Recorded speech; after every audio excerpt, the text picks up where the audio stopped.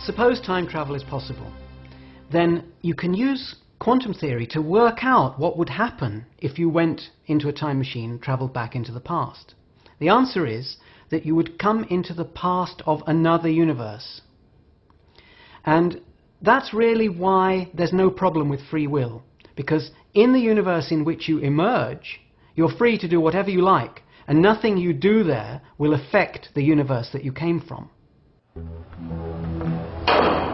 Imagine a ball gets potted, travels back in time and heads for the pack, threatening its own history in a pool ball version of the grandfather paradox.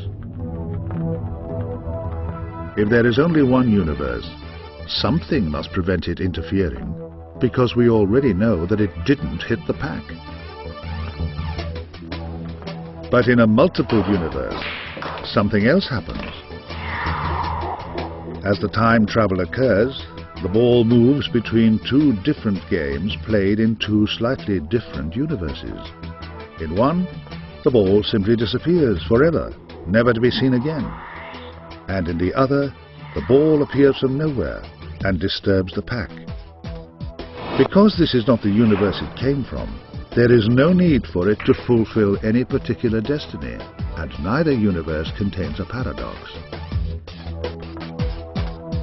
In fact, the theory implies there is an infinite number of these parallel universes, and that time travel would simply involve skipping from universe to universe to universe. A working time machine would in effect test this extraordinary idea, and if it's correct, then not only does free will exist, the nature of reality itself is very strange indeed. As far as I'm concerned, the paradoxes that people talk about are only going to be resolved after we build the first time machine.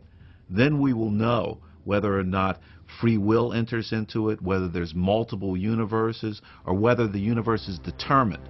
That's going to have to be understood experimentally. Building a real time machine will not be easy, but if Millett is right, then the biggest revolution mankind has ever seen will be upon us, and sooner than you might think.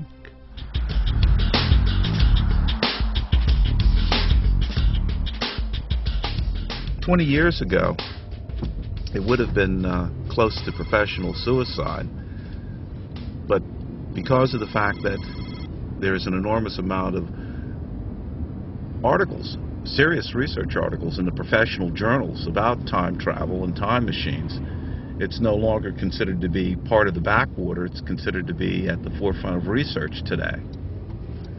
So I'm at the front line rather than being ready to be institutionalized. Although Einstein correctly worked out that traveling very fast sends you into the future, a further development of the theory should allow travel into the past. And even if it's only the odd particle or two, that would be a massive advance. If Ron Millett's experiments turn out as he hopes, then it would immediately put an end to the controversy about whether time travel would ever be practicable. Because although in his machine we're going back in time really only with information or a couple of particles, nevertheless the principle of the thing is what is at stake, and that is what would have been shown to be possible.